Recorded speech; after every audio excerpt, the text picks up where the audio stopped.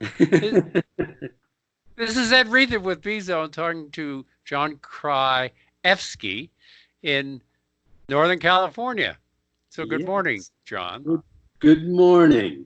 And you've written a number of books, and I have read a couple of your excerpts from a friend who sent me some of them, and I found them to be very interesting. So I wanted to just catch up with you and see if you can't give us a little bit of a background of your spiritual journey. Hmm. Now that you are an elder in the tribe of American seekers from the 1960s. Yeah, you Yeah. got that right. So, if I'm not mistaken, you grew up in California, No, no, in Wilmington, Delaware, Wilmington, Delaware. So you're an East Coast man, and you were born when? 1941. Okay, so you're part of early. I mean, I would call you an early beat person with the Ginsberg world, and Yeah, that's funny because I did go up to New York and eventually moved there. But yeah, I knew a lot of people in the village, uh, visually, not like personally. Like Ginsberg, I'd go to the same bar. His boyfriend would be there. He'd be doing poetry. It was that time, and right. I was So right in the midst of the psychedelic revolution that well, occurred. actually, is a little bit before. Probably you were an early psychonaut, if you will, because my generation, I was born 45, it really started in about 1967, where it became a popular That's right. um, a dietary accessory, if you will. Uh, so, so you were part of a, what were you doing before? I mean, when you graduated from high school, did you go to college? No, I didn't. I ended up. Oh, I've had a pretty exaggerated life where I've done many different things and pretty full out. I was an actor in New York for 4 years, And and what were you doing in Manhattan? I was an actor, And in like theater work? theater, anything I could get. Uh-huh. It was part of the hustle, and and of course, I you were facing the rejections. There was a lot of stuff going on at the time that I didn't have the awareness to address, Right. other than to respond in a to be in a nonconformist in that way. But the big wake up for me, I think I have to say, was LSD. So Uh, so what yeah, year were you introduced to LSD? boy, I got the authentic sugar cubes Right. right from Maynard Ferguson. He Oh. actually bought one of my art pieces, and I took the I took the sugar cube, and boy, oh boy, the next morning I had a job as an extra in a Marlon Brando movie, and there I was, still heavy tripping on the Marlon Brando movie. But anyway, that was the wake up. I mean, I automatically a yogic process started in me with pranayam. So Let, would you say it was 66 or that early in period of time or later let's on? see, at least 66, maybe a little earlier, 64. Right. Okay. Right, So you were early. Yeah, this is right. early in the game. Yes, right at the very beginning of that whole spiritual, psychedelic revival, Oh, really. which is really interesting to me because in my time, maybe 3 or 4 years later, there was a kind of a cultural context for that. But your time, there was very little cultural context. There was nothing really to fit that into, right? Oh, 100%. Yeah. Yeah. Yeah. Yeah. And so I started doing a power breath uh, and Kriya Yoga, which is conducting the energy, that the descending force and ascending force. Right. And that stayed with me for over 50 years. So were you just introduced that from a yogic awakening, or did you find that coincident in literature, or you just found that in that awakening of the yoga, if you will, the Shakti within you? What? It awakened within me on a acid trip, Right, and I didn't know what to make of it. The expansion of the consciousness was so delightful that I right, wanted to explore that. I was not aware of the intrinsic suffering that was going on within me, right, or I was kind of like a leap to the light. right, right, right, And right. that, in fact, it took me many, many years till I started to get in touch with the dark side, the true descent into your humanity. And And this is what Ram Dass called the initial, back in the early days, we went into what's called a vertical schizophrenia. We went up we went up into the light, and we were just disassociating from this bodily form of our incarnation and the karmic body that we're associated with, and of course the cultural and family and everything that goes with that. So but yeah. I had a kind of an unusual, in my. So once that occurred in the village, because I lived in Greenwich Village for 4.5 years, and Babas started coming in. The Hare Krishna Bhaktivedanta. I remember going to a loft party with the Fugs. I don't know if you remember the Fugs, but they were one of the rock groups that was pretty out there at the time. And they had this big loft party, and that was Hare Krishna. We did Hare Krishna together. So Uh-huh. there was a beginning of this avalanche of teachers that came to this culture. I ended up with my wife in California. I went back to California. I had been there previously. So at this time, you didn't, because I do know that there was a teacher down in the Lower East Side, Rudrananda. Did you run into him at that time? Oh, you know what's funny? I have a little story I'll tell about Rudy, but I lived around the corner from his art gallery, and I would get high and walk around the village. And I'm walking there, and I saw this big Buddha in the window, and I was afraid. I felt this fear, and I stayed away from. It wasn't the Buddha I was afraid of. It was Rudy's energy. Right. I'd go by there and look out of curiosity. I would not go in. It took many years later when Franklin at the time, Franklin Jones, Adida, Right. as he is known in his later years, but Franklin, and I knew him as Franklin So, back then. so from Manhattan and acting, you met your wife, then you moved to the West Coast. Yeah, my first wife, and we moved to California. What Uh, brought you to California? oh, uh, I had to, I became very sensitive taking LSD, and New York was too much. Right, right, The intensity of the place, and there was the beginning of the demonstrations, and right, those demonstrations also they had a violent element to it, and I was so hypersensitive, right, I just couldn't handle New York anymore. right, And right. I, as an actor, I took a job in Florida with a outdoor drama, and from there, my first wife and I went to California. So you didn't run into, I'm thinking acting, I'm thinking of Peter Coyote and some of the early outdoor theater groups that were going on in San Francisco. Where in San Francisco where in California did you go to? Well, went to Los Angeles.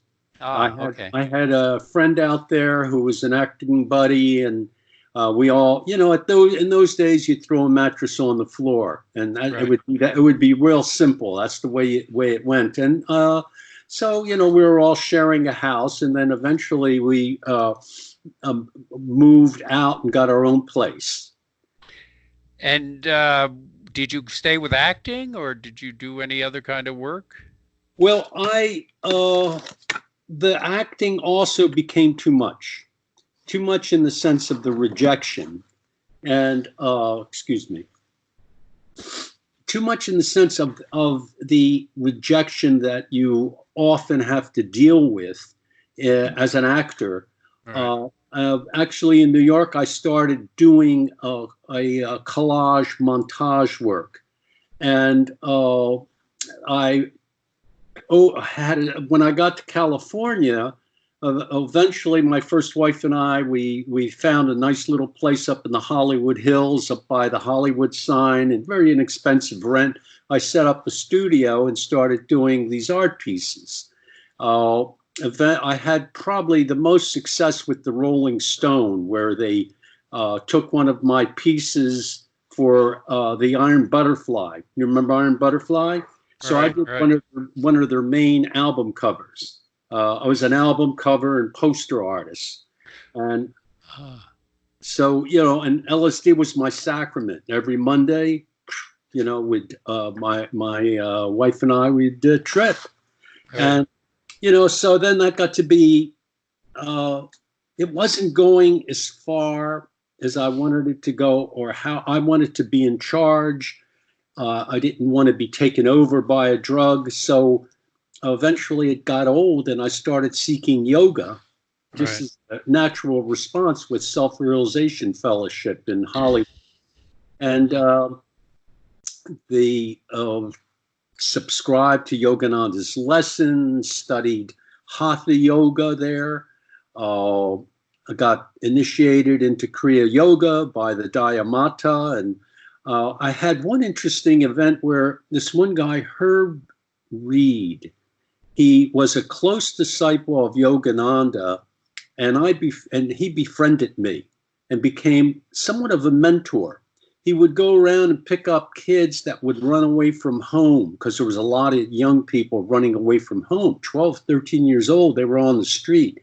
Uh, Picked them up, had a little t-shirt shop. He would put them to work of some sort, if not that, something else, and he would start to help them get off of the drugs and get into a yogic way of life. He was a really incredible guy. And I meditated with him one day, and he came up behind me and hit me in the back. And it was a Shakti transmission. And that just blew all my circuits. So that was the first encounter with the Shakti. right. And I was hooked. I think you're frozen now. Are you? Oh, there you are. You are. Yeah. Okay. Yeah. Look, it's gotten kind of funny for a while. So yeah, that was my first experience with the Shakti. And Without any substances, straight just, oh Shakti. yeah, I stopped taking all substances. I wouldn't even wear leather. I mean, I've always been an eccentric, and with Right. the the same thing with the yoga. I mean, I was doing yoga 4 hours a day, and then one day, a close friend of mine who had a small press at the time. Don't forget, spiritual books were not like they are now, where you can see them all over the place. There were Right. only few select places, and he was one of the few publishers. He introduced me to Franklin, actually brought him over to my house. And Franklin Jones. yeah, and that was our first meeting. And I felt, oh, he was a beautiful man. He was so open. He Now, had what are we? We're speaking 1970, 71, probably probably 69, 69. 69, something around there. I'm not exactly clear on the date, but it was late 60s. So this friend who had this shop was his name Reed? He had a publishing company, Ah, okay. Ken Reed. Ken Reed, right. And Okay, right. yeah, he often says he was the first devotee of Bubba or Franklin. I believe he ran into uh, Franklin in the Muktananda ashram in India. That's, I believe, how he. Wow, you know more than me. Yeah, Yeah, that's great. yeah, yeah, I yeah. wouldn't be surprised because Ken had traveled to India. We were very close friends. Recently, he passed, and I miss him. I really love the guy. So he brought Franklin over the house, and that was my first connection with him. And I'm going to call him Bubba because that's what I'm used to. He was looking around at my artwork, and I had different magazines and posters and things that I had done, and he wanted me to do illustrations for this book he wrote called The Fifth Way, which ended up being The Knee of Listening. Right, They right. changed the name of it. And so, did he give you any sense of what he was writing about, or his background, or? Well, we would have talks like you and I, Right, spiritual talks, right, him really as an equal. right. Uh, and I would go up to his house under the guise of doing artwork for him for this piece, and he would explain some of some of the stuff he wrote. And was he living with anybody at the time, or where was he living? So yeah, that was the first thing that was kind of a shock to me, and in many ways it wasn't because I came from a pretty loose place, dancing in the street hippie, and long beard, and long hair all the way down to my behind, Right. and as a hippie artist, and uh, he Franklin, we would have talks. He wouldn't teach. It was just conversations that we would have about his book, about what he wanted to do with his book. Right. And I remember him even laughing sometimes and saying, "We'll get a desert island together, and we'll all have a community there." I mean, I remember those very early on. He had this desire, and I felt we were friends. That's how it started. Did he And ever see any scene around him, other people around him in his household or well, community? often I would go there, just he and I in the afternoon sometimes. Then a few Right. people would come. Pat was there, Pat Morley, and Right. Nina, his wife. Right. And he never mentioned this is my girlfriend or any of that. So it was just, you assumed they were all living together. And Right. that's what was happening back then. Right. There were experiments with relationships and multiple relationships at once and open relationships. And, he always had a very loose character, loose being he was humorous, and it was a joy to be around. Right. I've always had fun when I would be in his company, and that was primarily what was going on. And here, I was meditating 4 hours a day, and I was in this crazy yogic thing, Right. and he started to pop different bubbles for me of my attachment to that kind of way. And then let me see how that happened. I think Sal Lucania came out. We had a small group, like maybe 6 people that would sit with Bubba, including Nina and Pat. So it was a very small group. Was Tom Riley there at the time? Tom came a little bit later. He was Right. early on, very early on, but a little bit later after the ashram got set up. Sal, Gotcha. Gotcha. Sal came out and he had money, and they were talking about getting Bubba's book published on their own, The Knee of Listening. But And but you were calling it the fifth way. well, But some. that's what he called it, was the fifth, patterned after Gurdjieff's work. And don't forget, Rudy, his teacher, was in the Gurdjieff group in New York. Right. So there was a lot of influence of that nature in his association with Rudy. Rudy had him work all the time, In fact, I heard later had him clean bathrooms because he was so arrogant, and that's what Rudy said. Right. And Right. Rudy's another story, and what a very advanced yogi. So Sal Lucania, who comes from New York, who's kind of a New York style guy. He's a Yeah.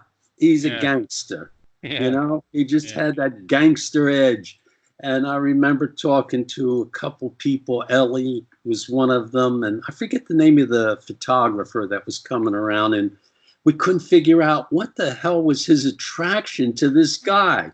But they were old friends. They went back at least 5 years as a friendship in New York.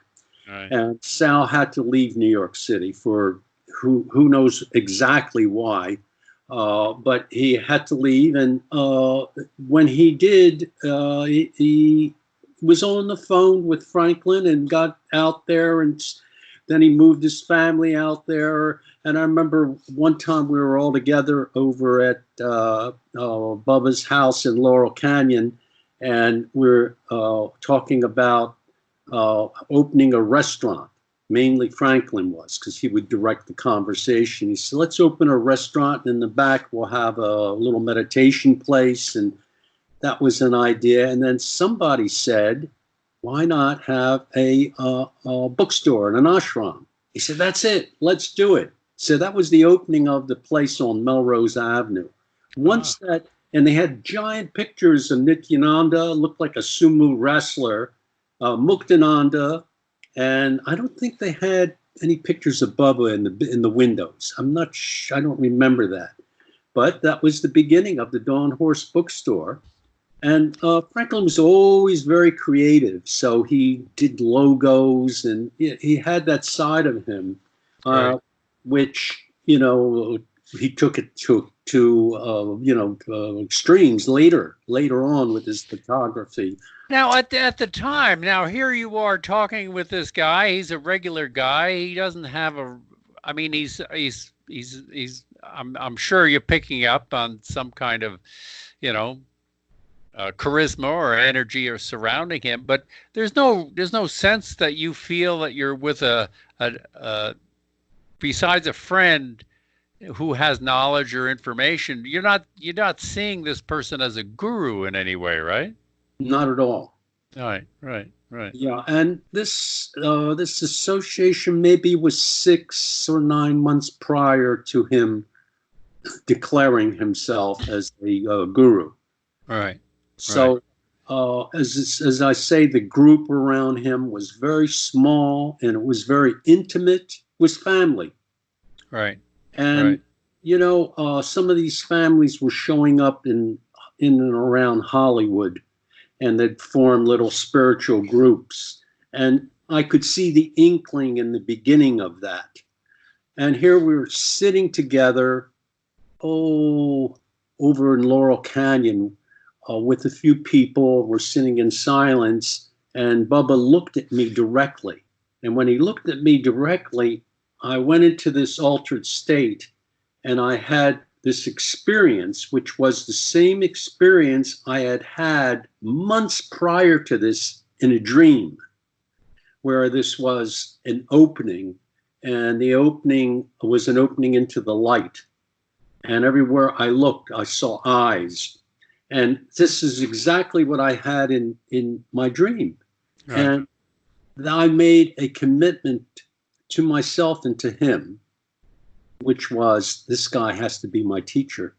Because at the time, having done some of the read the autobiography of a yogi and so forth, I wanted a teacher. I was looking for a teacher, someone to instruct me and guide me, right, because I felt I needed to know. I wanted more information. I wanted more experience once I discovered the Shakti. right, So here he started to become a source of that Shakti.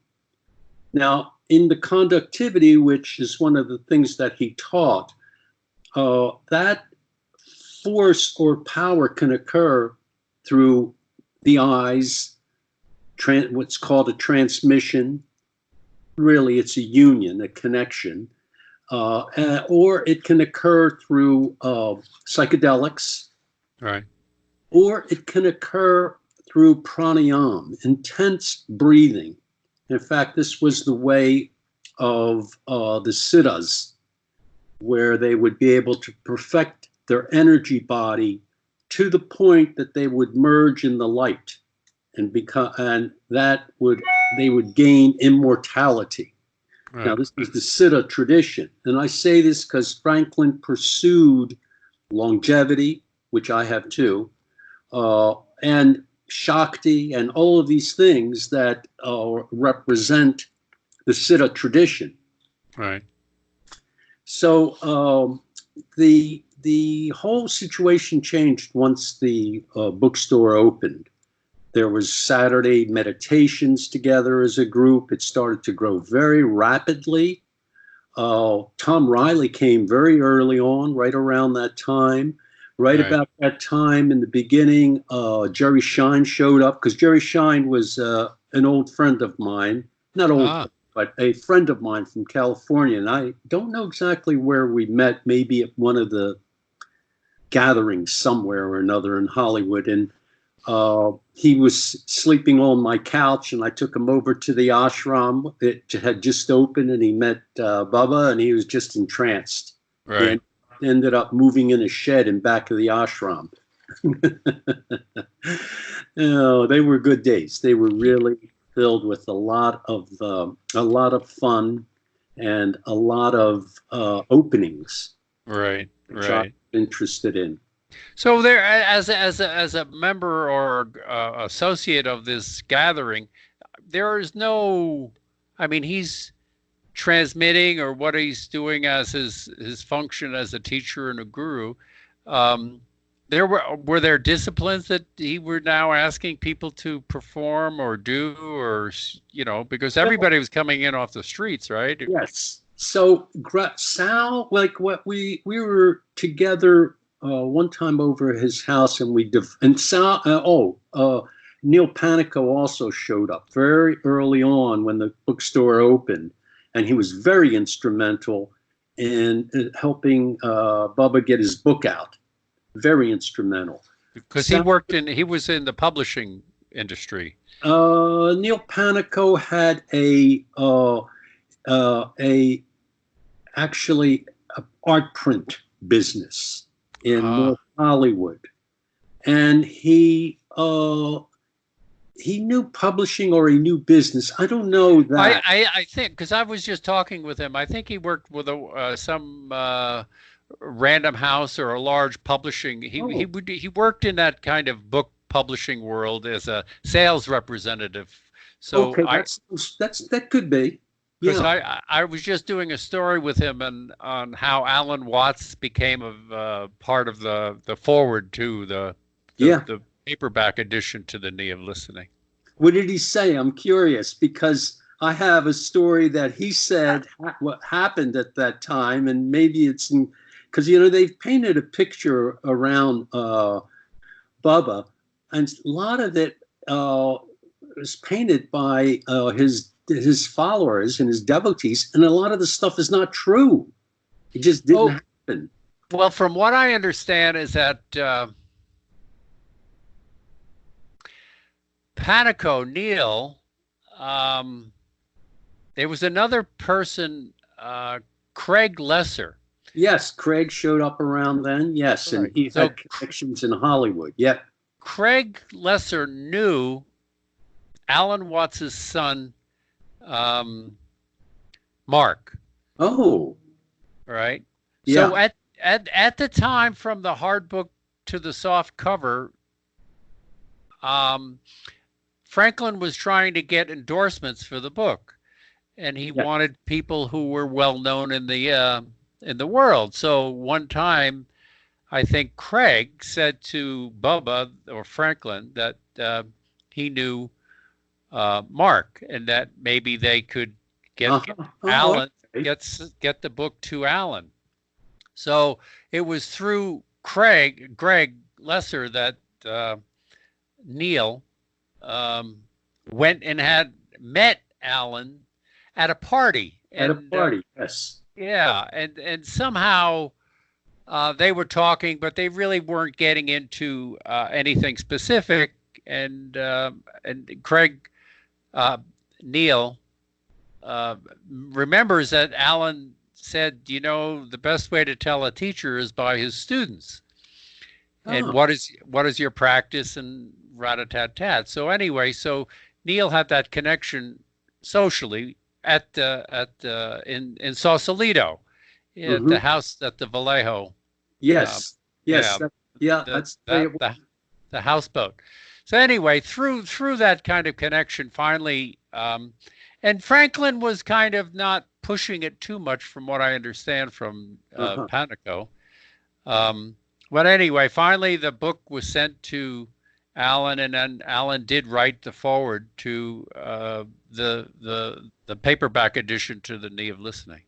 Well, that's where I wonder what happened because what Neil said at the time, Panico, was that he went to this party, and at the party, uh, he was talking with Alan, and Alan said, "It looks like we have a." Uh, he And said that the preface. It looks like we have a. I don't have the book here. Avatar, it looks like we have an Avatar. He didn't say that until later. That in the forward, he didn't say anything about, oh, it looks like we have an Avatar here. Whatever he said in that forward, a couple of those sentences were said at the party. They were then taken and put down.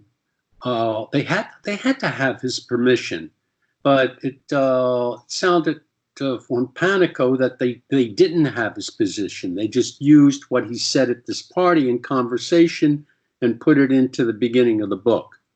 So he never read the book, according to what I heard. But so, yeah, it's funny because I just wrote a whole thing. It's on the B Zone now. Um, I do know later on that Mark and the Alan Watts Foundation did not want the yes, the as it said, yes, it was only through word of mouth when he saw a video of Franklin. He was said to have said, oh, it looks like we have an avatar I here. It see. was it was never written, and only later, because it was never in any written form. It was only through, I think, James Steinberg, or Uh-huh. maybe, or even uh, um, um, um, what's his name, who knew Mark's brother.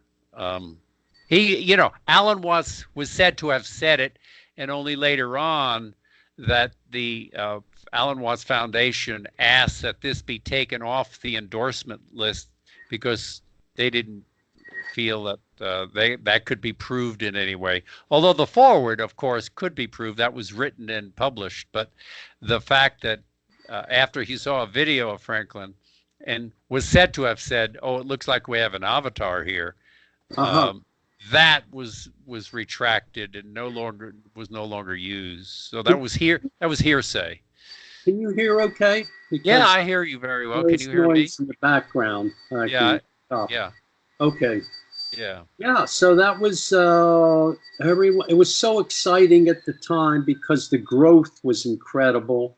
We before the ashram opened, we started meeting over at Sal's house in North Hollywood, and he had a big yard, and people would come over, and hence the first Guru Day. Right. That's at Lydia's or one of Yes, somebody's. Yeah. no, it was at Sal's house, but Sal's Lydia house. was there, Yeah. and my first wife, she all the clothes you see, those early pictures, she made them for Franklin. Uh, Ah. but when it turned into the Guru, where you bowed at his feet, she refused to do it, and that was it. She didn't want anything to do with it. And She's that occurred at the first 1973 Guru Day. Yep. Yeah. And I was told by Franklin that my sadhana would be to support my family and to take a job that my mother-in-law offered me as selling women's dress to the military. So I cut off all my hair, got a suit, and I was working, a working man. Oh my God, was that hard? And then we moved down to San Diego because we had to be close to the Navy base and a few places down there. So it was a big business, and position I was given was quite lucrative at the time. So I would go up on the weekends because I wanted this more than anything. And because my wife didn't, we had big conflicts because of the conflict of interest. And I'd come home from going on the road during the week, and then I'd go run up to LA to sit in satsang and meet with Bubba for a little while. I think it was still Franklin, and then go back. And it ended up disastrous. I came back from a trip, and everything was taken out of the house. The cats were gone. The two children we had were gone. Wow.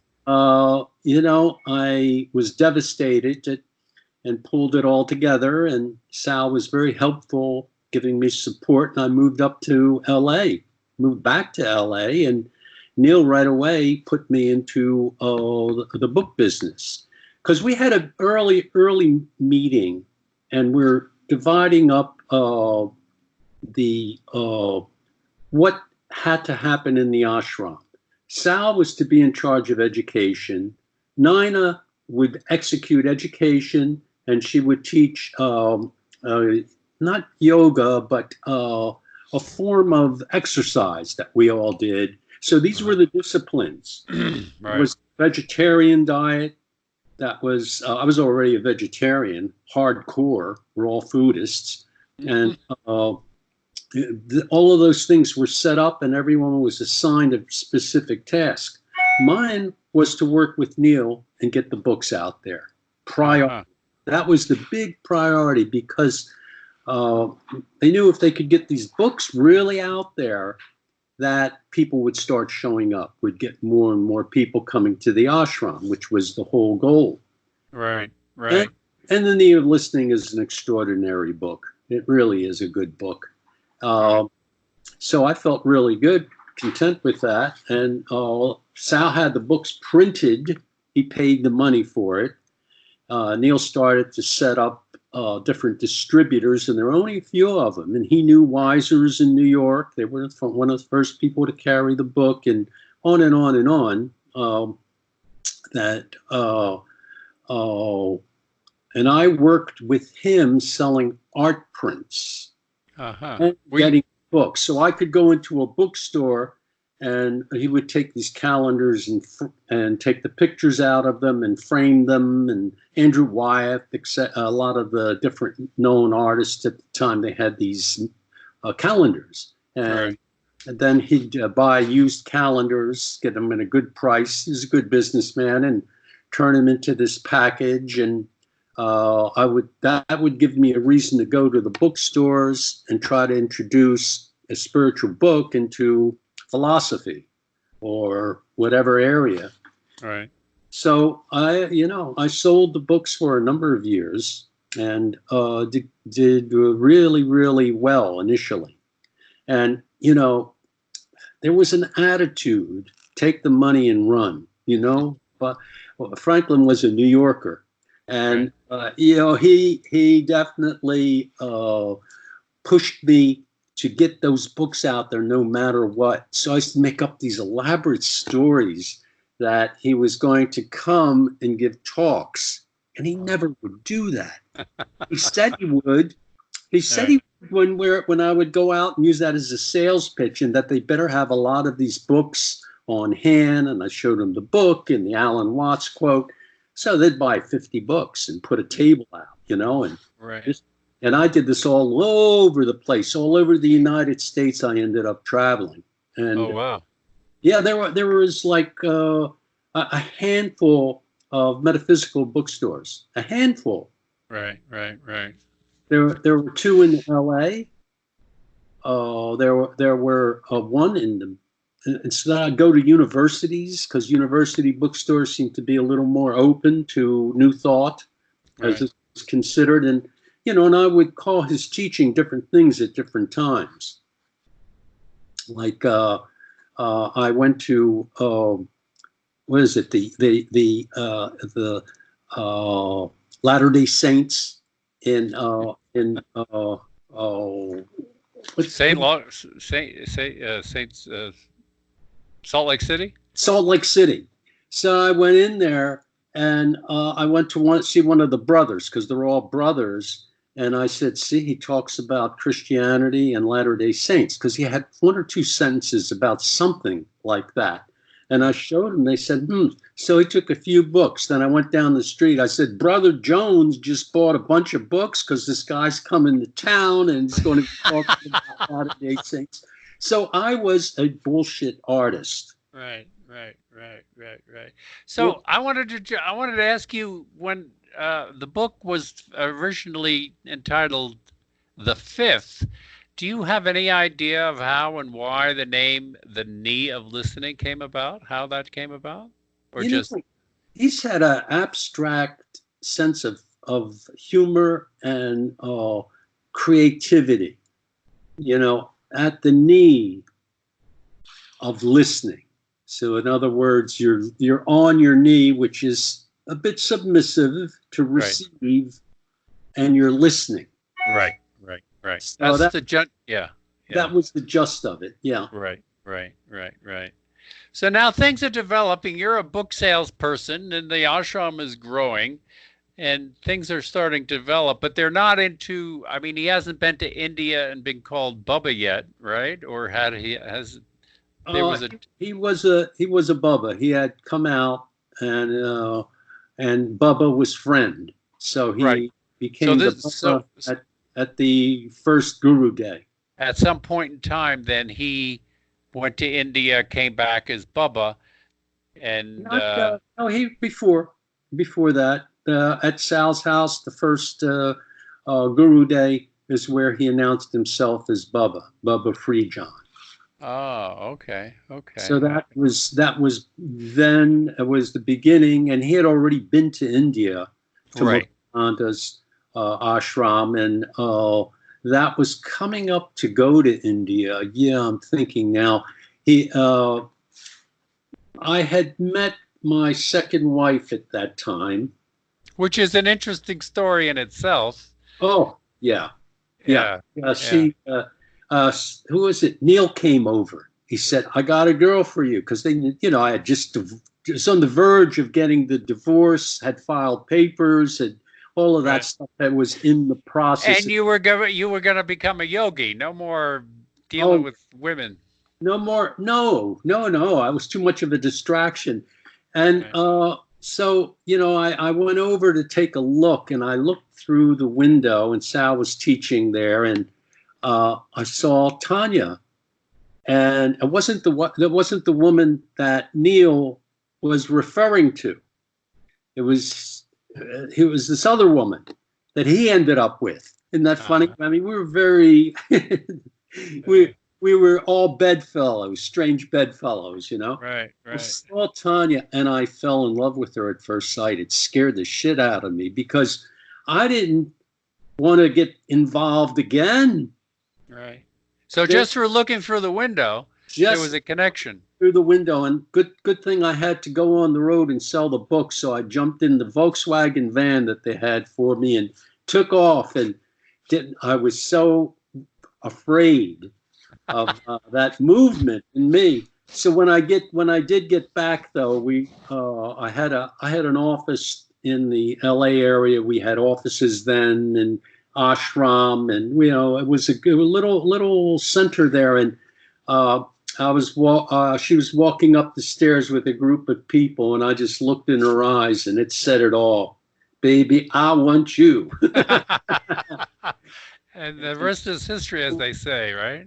Yeah, we got together, and it was funny. I went over, so we started seeing each other, and there was no sex. That was one of the things. You weren't allowed to have sex, to vegetarian diet. So we're really on a strict course.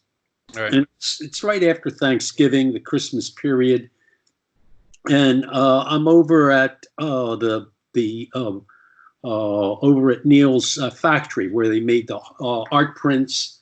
And Neil got a call, and he said, "Come on, we got to go. Got to go over the ashram right away. Bubba wants us to bring cases of beer, whiskey, whatever the hell it was, a whole bunch of stuff we picked up at a couple of the liquor stores, and drove over there. And sure enough, there he is. He's sitting in his little speedos on the floor with a bunch of people around him, drunk as a skunk, laughing his ass off. So we started having a few drinks, and I said, "Oh man, I got to get Tanya over here." So I called her and said, "Come on over right away." So she comes walking in. She was shocked because we were all naked by then. He had us all take off our clothes. Right. What's interesting is this take off your clothes routine and this kind of free, libertine attitude towards sex. I met people later who knew him in New York and were in Scientology. He did the same thing there. It was like a cycle. It was a cycle he would go through where he would, get loaded and play, and then he would get fastidious and very, very on purpose. And, so he had both sides of him that would play out. And, as he gained more and more credibility or acceptance by his devotees for his behavior, because that kind of was growing, that could change from day to day.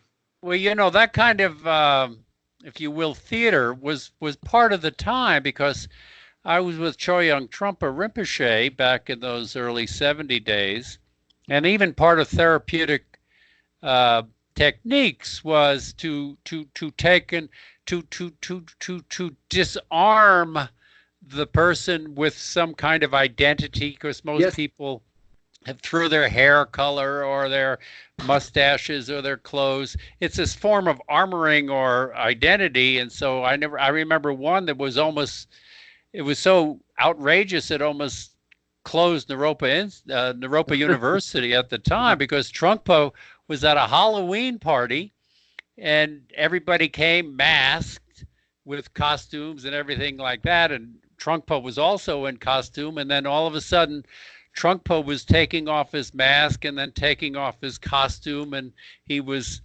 unmasking, as he said, unmasking ego, unmasking identity. And pretty soon he took all his clothes off and asked everybody to take their clothes off. And there's a whole play with it, because there was a poet laureate at the time there, and who refused to take his clothes off with his wife.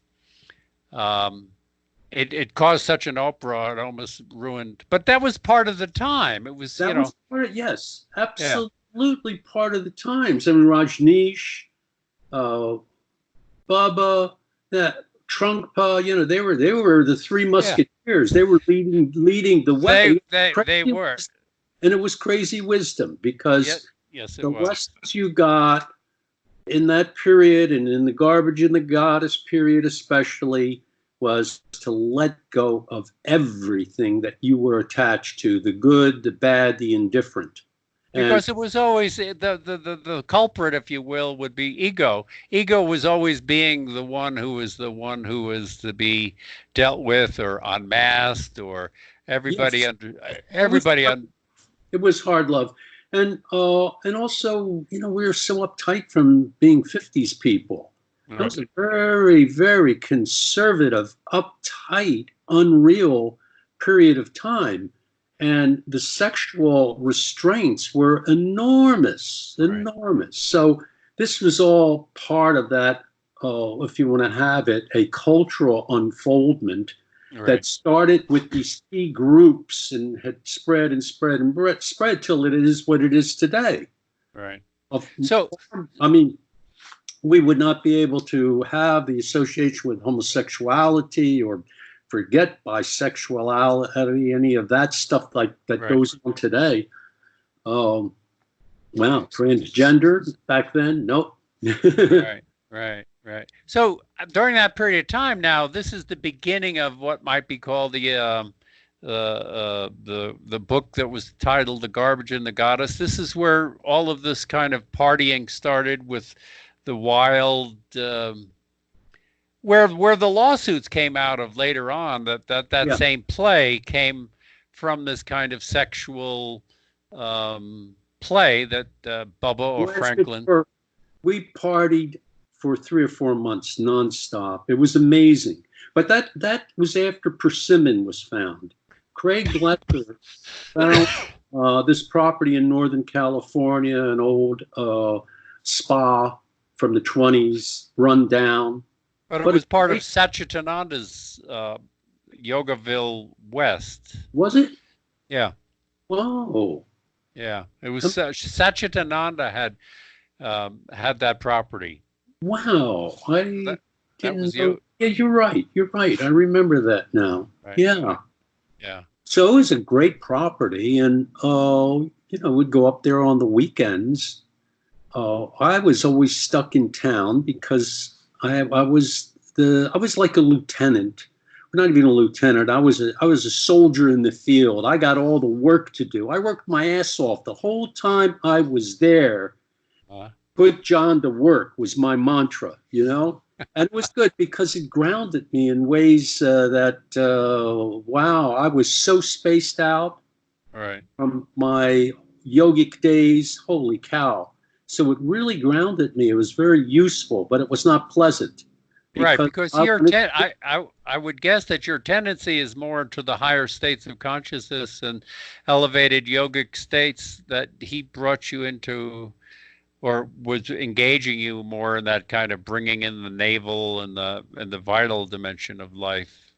Absolutely, 110%. Yep. Right. That was a lot of the big lessons that I had associated with him and in his company. Was all about getting more and more grounded. And, I remember one time up on the land, Tanya and I were late for the satsang we were having, and I grabbed her by the hand. I said, "Come on, I know a shortcut." And he just appeared walking over the hill with a couple of his gopis, and he said, "John, there are no shortcuts." So that was the work I had to do.